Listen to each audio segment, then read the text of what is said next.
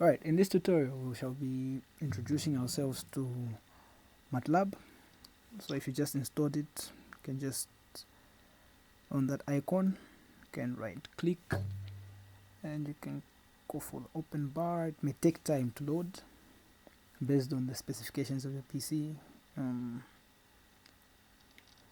So yeah, it's opening up.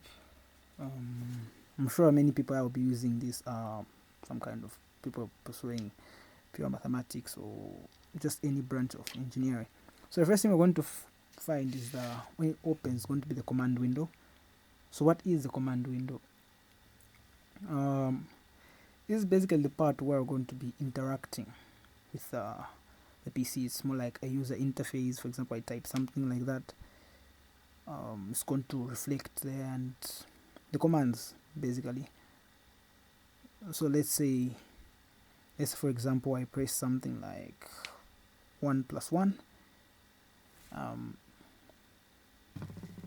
If I do something like that and I press enter, it will give me the answer. So that's basically the kind of interaction that will be happening.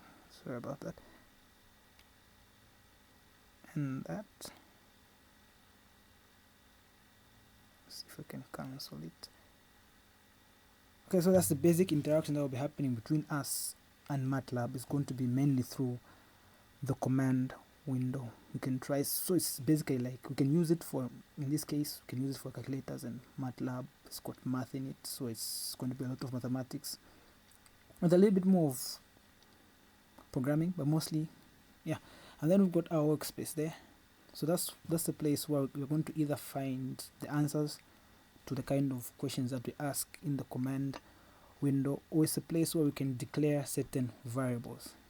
Right, when we start dealing with more complex equations and stuff like that, we should be able to declare a lot of things in our workspace.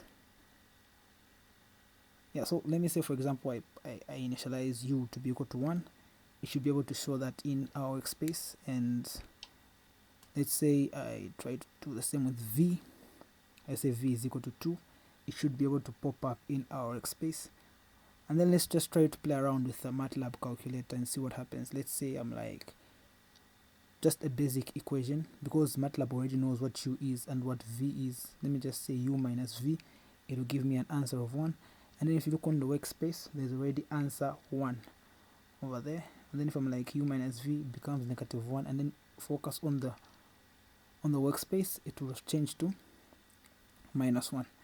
And then the other is just the current folder. Now what this does is just basically tells us the default place in which everything we're doing in the command window, or any kind of program or any kind of simulation that we make, that's where they're being saved. That is basically the default folder. For me in this case, it is in my C drive, in the program files, in the Matlab folder. That's why I'm saving everything. We can play around with this based on the space that you have on your PC and stuff like that, or based on where you want to put it yourself.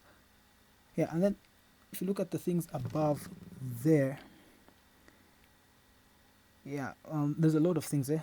We're not going to go through everything, but with time we should be running through most things, like the open, the new script, the simulink. We'll be dealing with those more and more. Right, the next video will probably just be talking about the commands. Thank you very much for watching.